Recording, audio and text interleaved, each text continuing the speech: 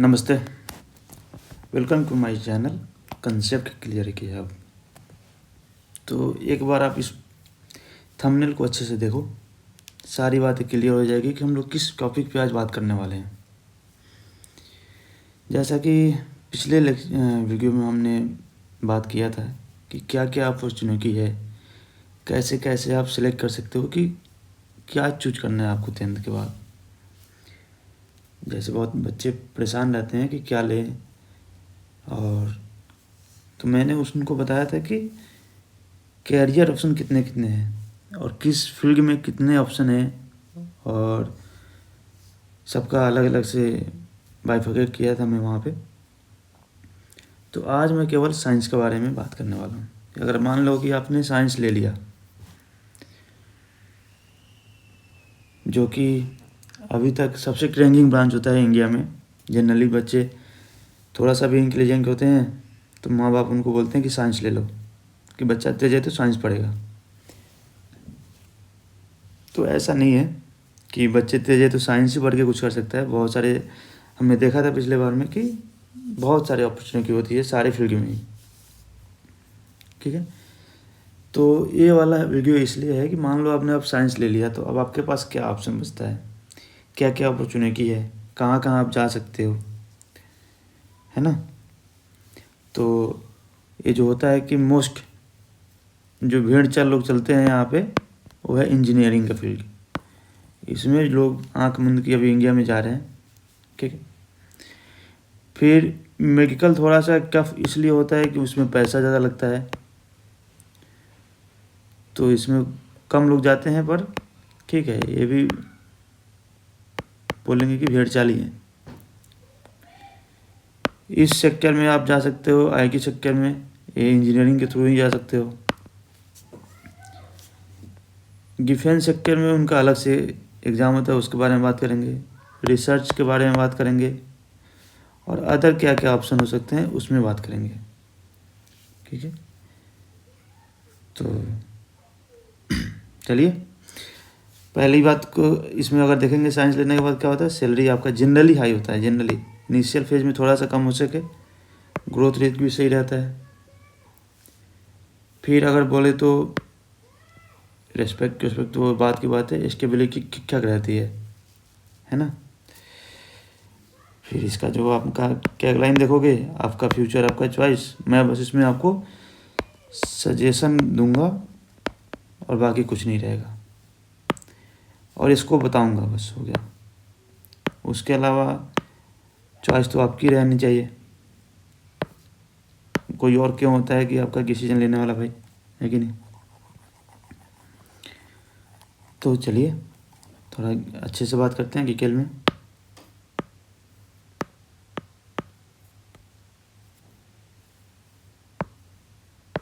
चलिए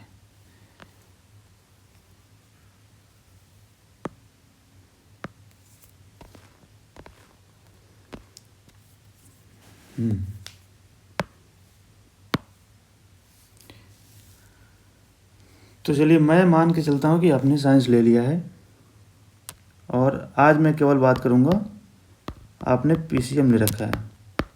पीसीएम बोले तो फिजिक्स, केमिस्ट्री एंड मैथमेटिक्स। ठीक है, आपने ये तीनों चीज़ ले रखा है। उसके बाद आपके पास क्या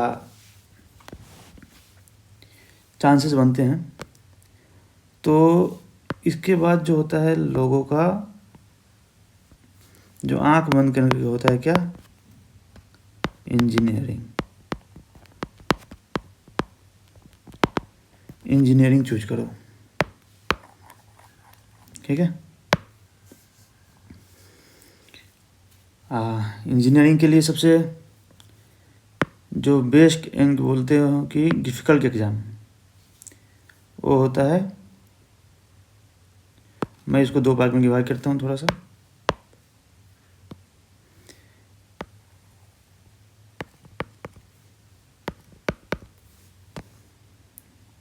ठीक है, यहाँ पर दिख रहा है, एक है जेई मेंस, दूसरा है जेई एडवांस।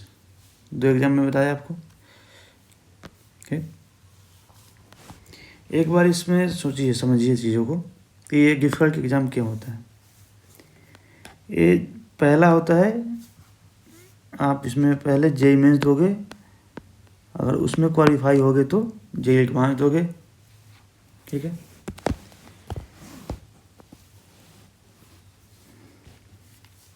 तो इसमें जनरली 15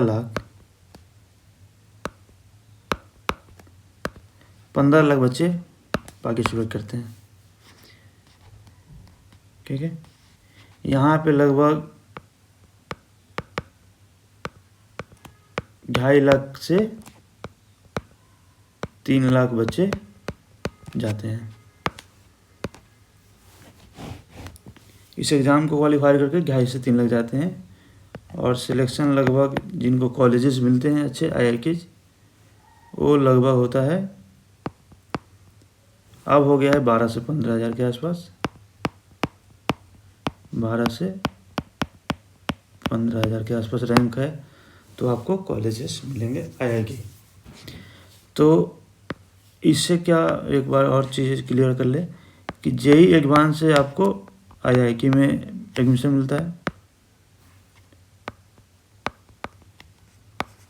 ठीक है, जेई मेन से आपको NIT और IIIT और GFPI, government funded technical institute, ये कॉलेजेस में एडमिशन मिलता है आपको। ठीक है, और कुछ स्टेट गवर्नमेंट के भी इंजीनियरिंग कॉलेज होते हैं, उसमें भी मिलता है स्टेट गवर्नमेंट का इंजीनियरिंग कॉलेजेस। ठीक है, तो ये है एग्ज़ाम का इम्पोर्टेंस। बोले तो जेई मेंस और जेई एडवांस 2 भाग में क्लियर करते हैं। तो जेई मेंस से आपको यहाँ मिलता है और जेई एडवांस से IIT में मिलता है। तो IIT में जाने के लिए बस जो केवल जेई एडवांस है, और बाकी सारे कॉलेजेस में जाने के लिए जेई मेंस है। ठीक है, तो चलिए मैं बात करता हूँ एक चीज़ और अच्छे से एग्ज़ाम के बारे में।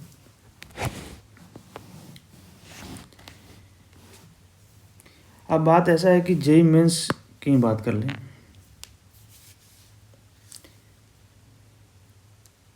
पहले जेई मेंस की बात करते हैं।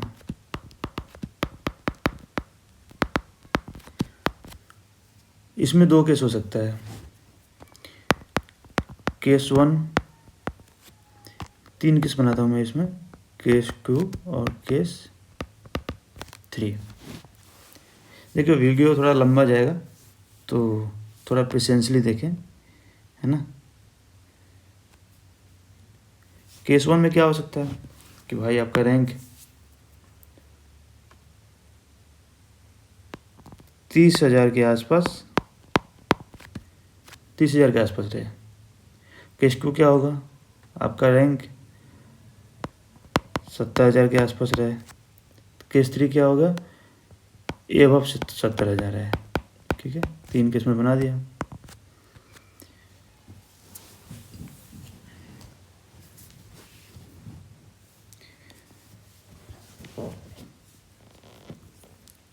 तो जेई मेंस में अगर आप इतने रैंक लेके आए हो, और इसमें क्या लगता है, स्टेट कोटा भी लगता है।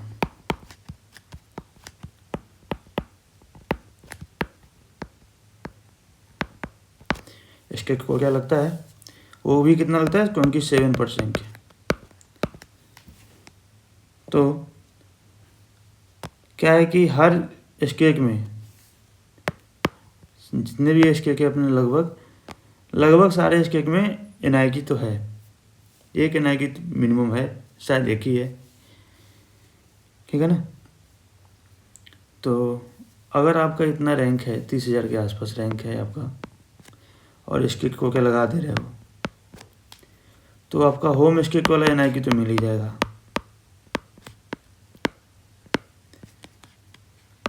एक्सेप्शन इसमें क्या है, एक्सेप्शन है कि अगर आप राजस्थान से नहीं होना चाहिए, क्योंकि राजस्थान वालों का होम स्टेट को क्या लगने के बाद करके बहुत हाई जाता है, ठीक है ना।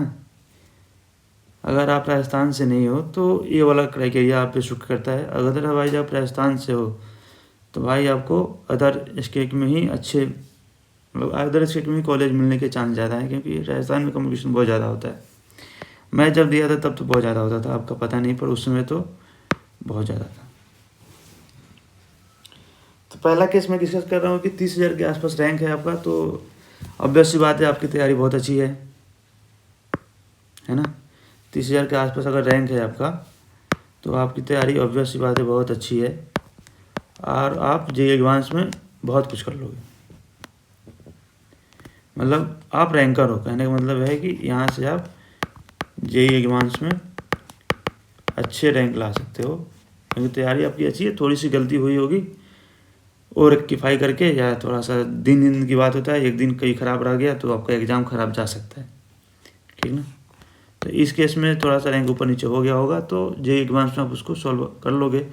या अब तो JEE मेंस में भी 2 अपॉर्चुनिटी मिलती है, तो एक सेशन 1 सेशन 2 वाला, तो पहले वाले में मान लीजिए ख़राब चला गया तो दूसरा JEE मेंस दे के भी,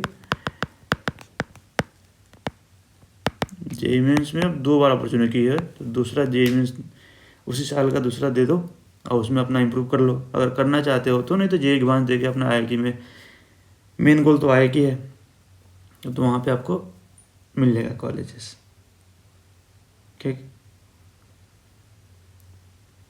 चलिए, तो ये 30,000 के नीचे रैंक वालों के लिए तो क्या क्या अपॉर्चुनिटी है। जैसे कि मान लीजिए कि JEE मेंस में 30,000 के आसपास रैंक आया और आपका JEE एडवांस गलती से, खुदा ना करे, भगवान ना करे, ख़राब चला गया, ये ख़राब चला गया, है ना। तो इसमें आपका रैंक नहीं बन पाया, मतलब कि आप 25-26 हज़ार के आसपास का रैंक बना पाए हो, 25-26 हज़ार के आसपास रैंक बना पाए हो। तो जब मैं ये सब रैंक की बात कर रहा हूँ तो भाई मैं इसमें SC ST PWD ये सब काउंट नहीं कर रहा हूँ, मैं अनरिजर्व OBC EWS इतने की बात कर रहा हूँ, क्योंकि SC ST में रैंक बहुत लोअर लेवल करके, बहुत लो लेवल का जाता है, और PWD में तो बहुत ही लो जाता है।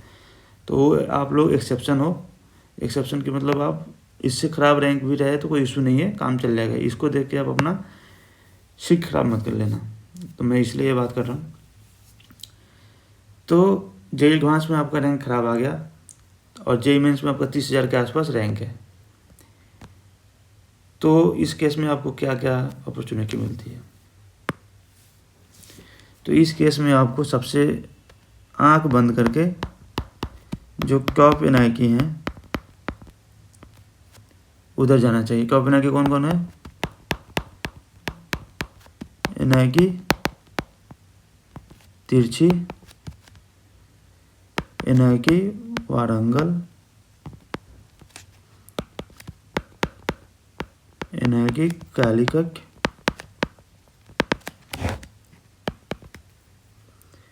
NIQ सूरतकल,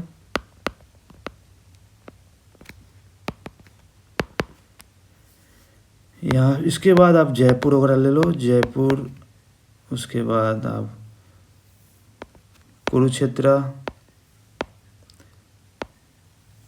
ठीक है, राउरकेला, नागपुर, ये सारे सेम लेवल पे आते हैं, नागपुर वगैरह। लेकिन आपको जब इतना रैंक है तो ये सब चांसेस हैं मिलने के, और नहीं मिले तो नीचे वाला जो है 5-6 वो हो जाएगा। और बहुत सारे लोग अभी क्या हो रहा है कि NIQ की जगह पे IIT हैदराबाद का चूज कर रहे हैं, ये बहुत फास्टली ग्रो कर रहा है IIT हैदराबाद, ठीक है। तो ये सारे कॉलेजेस हैं। अगर टॉप अच्छे रैंक हो तो आपका 30,000 के आसपास रैंक हो, बिलो 30,000 रैंक है आपका, तो ये चीज़ें हैं। एक केस हो गया ये। दूसरा केस की बात करते हैं। दूसरा केस के क्या ले सकते हैं अपन। दूसरा केस में बताया था कि अगर आपका रैंक 30,000 से 70,000 के बीच में है तो इस केस में आप क्या क्या अपॉर्चुनिटी ले सकते हो। तो जो मैं टॉप 5 NIQ छोड़ दो, टॉप 5 NIQ छोड़ के आप बाकी सारे NIQ के लिए ट्राई कर सकते हो, ठीक है। उसके बाद ट्रिपल IIT बेस्ट अपॉर्चुनिटी है अभी, है ना। तो इस रैंक में आपको ये सब मिलने की संभावनाएं बहुत ज़्यादा है। फिर भी इसके बाद अगर मान लीजिए इतना रैंक है आपका, JEE एडवांस दिए आपने, है ना, अगर थोड़ा सा भी रैंक इम्प्रूव हो गया तो आपको IIT आराम से मिल सकता है नए वाले।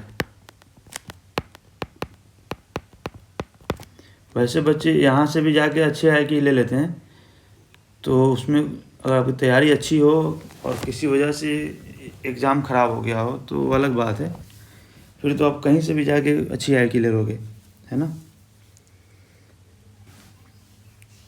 तो ये है इस रैंक में क्या कर सकते हो, ये वाला पता है, ठीक है। अब मान लीजिए कि सबका रैंक तो भाई सब रैंकर तो नहीं हो सकते, कुछ लोगों का एग्ज़ाम ख़राब भी चला जाता है, कुछ लोगों की तैयारी अच्छी नहीं होती है और किसी के पास चांस नहीं रहता है। कि जैसे कि आपको पता है कि JEE मेंस आपको 3 साल का मौका देता है और JEE एडवांस आपको 2 बार मौका देता है, ठीक है। तो सबके पास चांस भी नहीं रहता उतना, तो अब है कि भाई कॉलेज तो लेना है कैसे भी करके, या कोई अपना ईयर्स ख़राब नहीं करना चाहता है। और ये बेस्ट डिसीजन है कि कोई भी कॉलेज ले लो, ठीक है, कोई भी कॉलेज ले लो और जाकर वहाँ पढ़ाई करो और उसके बाद एक बार कंपनी में घुस के वहाँ पे अपना सफल कर लो, है ना, या कोचिंग वगैरह करके अच्छे से कोई भी एग्ज़ाम आप क्रैक कर सकते हो जिसमें आपको PSU वगैरह मिल जाएंगे।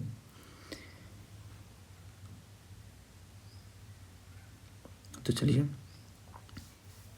अभी मैं केवल एक इंट्रांस एग्ज़ाम की बात कर रहा हूँ इंजीनियरिंग के लिए। अभी इंजीनियरिंग के बाद क्या होगा, जॉब अपॉर्चुनिटी क्या होगी, वो तो बात करेंगे ही, पर अभी ये है एग्ज़ाम के बारे में। तो अगर वीडियो ज़्यादा लंबा होगा तो फिर इसको 2 पार्ट में कर लेंगे या 3 पार्ट में कर लेंगे, कोई इशू नहीं है ना। चलिए ठीक है। तो तीसरा अपना केस जो बना था, केस 3, जब आपका रैंक 70,000 से एबव हो, ठीक है, उस केस में आप क्या कर सकते हो। तो आप देखो, अगर आप इसके को क्या लगाते हो तो इस रैंक में भी NIT ले सकते हो, या विदाउट स्ट्रोक को क्या, विदाउट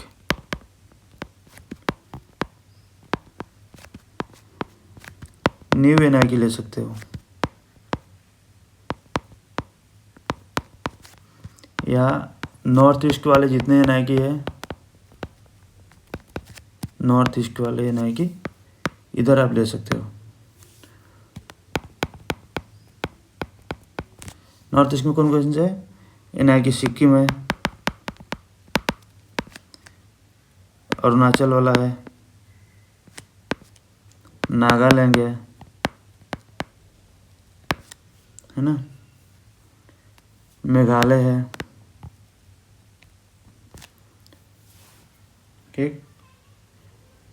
तो ये सारे और भी होंगे, मैं भी अभी नाम याद नहीं आ रहा है। तो ये सब NIKs में आप जा सकते हो अगर विदाउट स्टेट कोटा के लिए आप जा रहे हो। जैसे कि आप यूपी बिहार साइड से हो या राजस्थान साइड से हो या मध्य प्रदेश वगैरह से हो, तो आप रैंक खराब नहीं है आपका तो इधर जा सकते हैं, ठीक है। उसके अलावा क्या है, ट्रिपल IITs सारे में ट्राई कर सकते हो।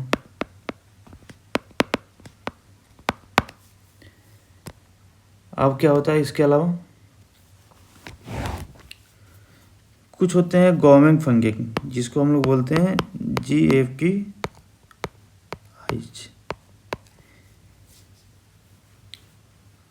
हर स्टेट में 2-3 या बहुत ज़्यादा ये कॉलेजेस होते हैं, अच्छे कॉलेजेस होते हैं।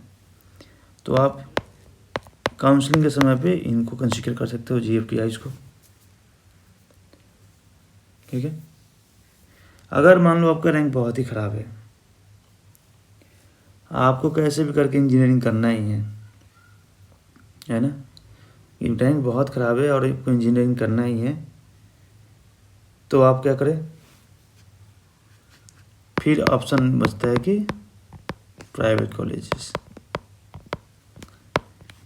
इसमें आप एडमिशन लेंगे। लेकिन इसके अलावा अभी कुछ और बातें हैं जो बतानी है, तो चलिए। तो प्राइवेट कॉलेजेस में जाने से पहले कुछ और अपॉर्चुनिटी होती हैं प्राइवेट कॉलेजेस में ही, बट वो बहुत अच्छे कॉलेजेस हैं। जैसे हैं, आप लोगों ने पता नहीं ब्रिक्स का नाम सुना है कि नहीं। ये ब्रिक्स पिलानी जनरली लोग सुनते हैं, ठीक है। ये इधर से हो जाएगा। उसके बाद और कुछ कॉलेजेस हैं, एक तो ब्रिक्स पिलानी हो गया,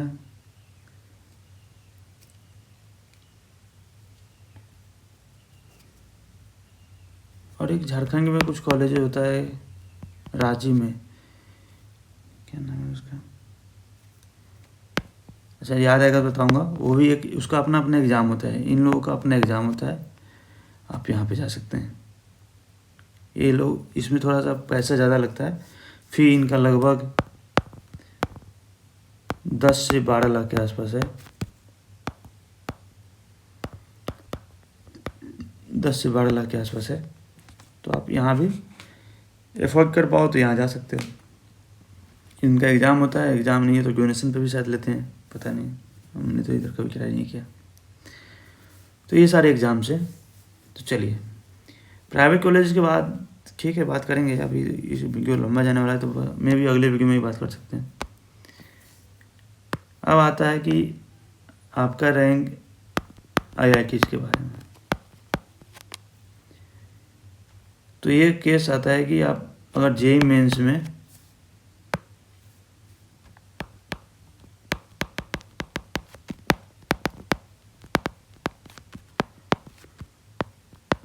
उनका जो अपना कट ऑफ रहता है उससे क्वालिफाई कर गए, वो जनरली इसी के बीच में रहता है, 2.5 से 3 लाख के आसपास रैंक है आपका, तो आप IIT का एग्ज़ाम दे सकते हो, मतलब JEE एडवांस दे सकते हो। तो आपने JEE एडवांस दिया,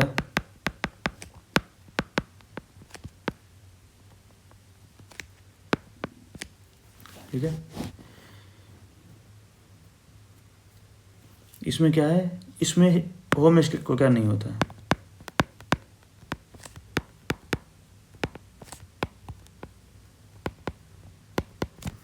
यहाँ पे है गर्ल्स रिजर्वेशन है,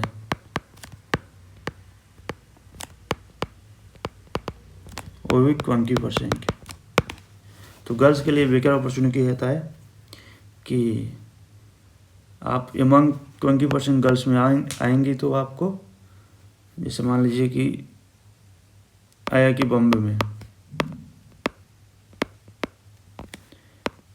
20 सीटें हैं गर्ल्स की, और 20 सीटों को फिल करने के लिए मान लीजिए कि गर्ल्स में 1000 तक पहुँचते भी 20 लड़कियाँ हो रही हैं, तो आपको 1000 रैंक तक भी आईआईटी बॉम्बे मिल सकता है, ठीक है ना। तो ये फ़ायदा है गर्ल्स रिजर्वेशन का कि आपको केवल अपने गर्ल्स में कंपटीशन करना है, अगर ज़्यादा हो रहा है तब बॉयज़ में आएंगे, ठीक है। तो गर्ल्स के लिए बहुत बेनिफिशियल है। तो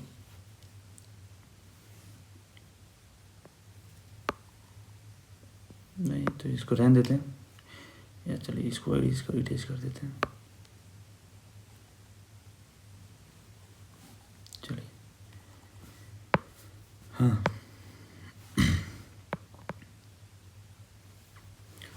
तो ये हो गया गर्ल्स रिजर्वेशन होता है, इसमें समझ में आ गया। टॉप 7 है किसके लिए,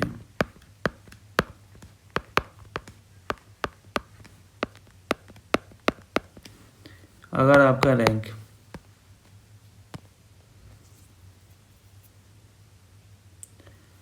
अनरिजर्व हो 2000 के आसपास रहना चाहिए, ओबीसी हो 3000 के आसपास रहना चाहिए, या मे भी अब 4000 भी हो सके, ठीक है। और ईडब्ल्यूएस के केस में भी सेम है ना, इतना रैंक होना चाहिए बॉयज़ के लिए।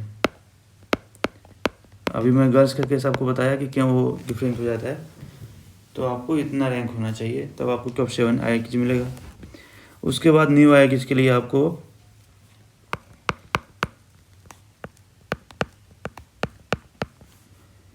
12,000 के आसपास भी रैंक रहा तो आपको चांस बनता है न्यू आईआईटी में जाने के लिए, ठीक है। अब टॉप 7 आईआईटी किसी से छुपा नहीं है। टॉप 7 आईआईटी कौन कौन से होते हैं,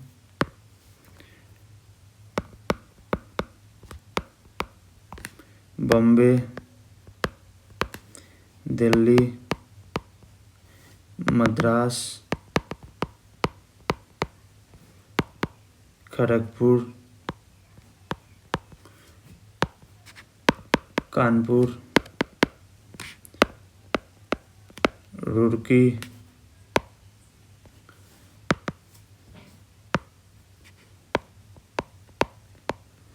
गुवाहाटी, ये आपके टॉप 7 आईआईटीज़ हैं। तो इसमें जाने के लिए आपको 4000 के आसपास रैंक चाहिए, अदरवाइज नए आईआईटीज़ तो ओपन ही है सबके लिए, ठीक है ना। ये हो गया कॉलेजेस के बाद। तो मैं सोच रहा हूँ कि केवल आज ये सब की बात करेंगे, आईआईटीज़ में कोर्सेस और कॉलेजेस की बात करेंगे एनआईटीज़ में, ठीक है ना। ज़्यादा लंबा वीडियो नहीं बनाएंगे, 2 पार्ट में करेंगे इसको। अब देखिए कि ये तो मान लीजिए आपने कॉलेजेस चूज कर लिया, तो इसमें क्या होता है कि कभी कभी बच्चे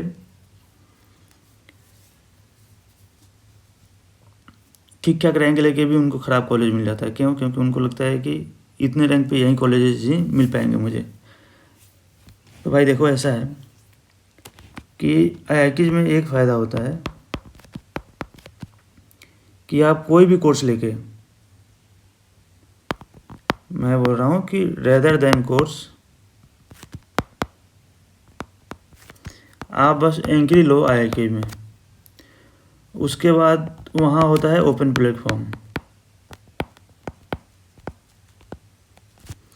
कि कोई भी कंपनी के इंटरव्यू या एग्ज़ाम में आप अपीयर हो सकते हो।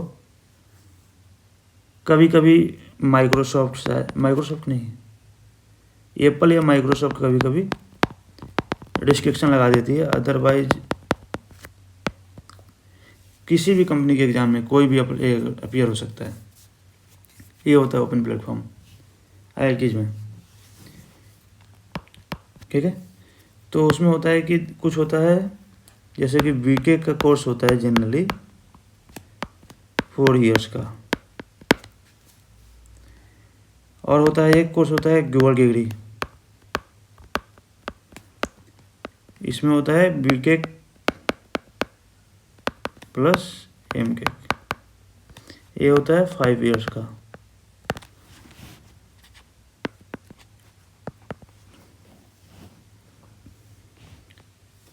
ठीक है, तो इसमें इतने सारे ब्रांचेज होते हैं बीटेक में कि जैसे कि बायोमेडिकल,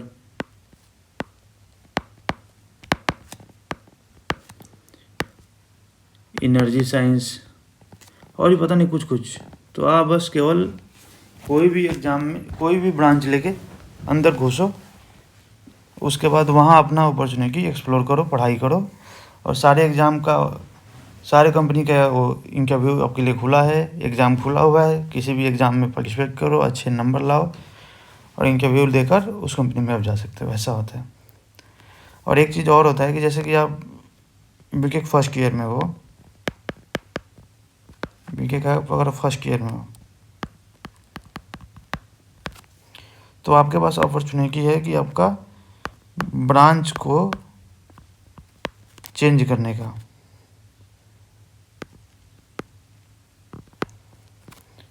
ये ब्रांच चेंज करने का 1 साल का अपॉर्चुनिटी होता है। अगर आपका मार्क्स टॉप 10% में आता है तो आपको ये अपॉर्चुनिटी मिलती है। टॉप 10 या टॉप 5 भी हो सकता है, वो डिपेंड करता है कि कितना वैकेंसी उधर अवेलेबल है ब्रांच में। मान लीजिए कि आपका मैकेनिकल है,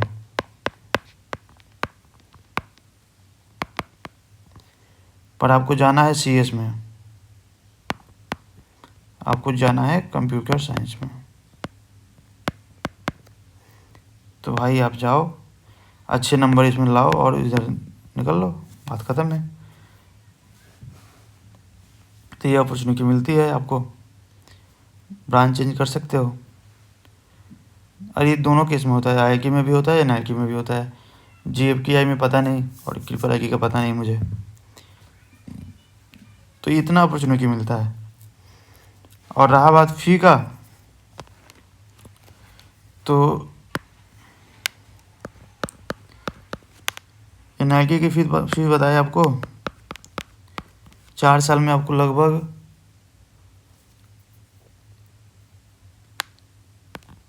4 लाख मान लो मैक्सिमम लग सकता है, 4 लाख लग सकता है, ठीक है। ये 4 इयर्स का बात कर रहा हूँ। अगर आप IIT की बात करते हो तो 7 से 8 लाख के आसपास आपको लग सकता है। इसमें क्या क्या आपको मिलेगा? इसमें आपको मिलेगा hostel, mess plus tuition fee, इसमें सारे इंक्लूडेड है, ठीक है। तो इतना फी लगता है, आप अपना देख लेना। तो चलिए आज इतना ही बात करेंगे, बाकी सारी बातें हम लोग अगले वीडियो में करेंगे, क्योंकि ये वीडियो बहुत लंबा जा रहा है। अगर इसमें कुछ डाउट हो तो आप कमेंट कर सकते हो और पूछ सकते हो, वहाँ मैं रिप्लाई ज़रूर करूँगा। तो चलिए मिलते हैं अगले वीडियो में। Thank you.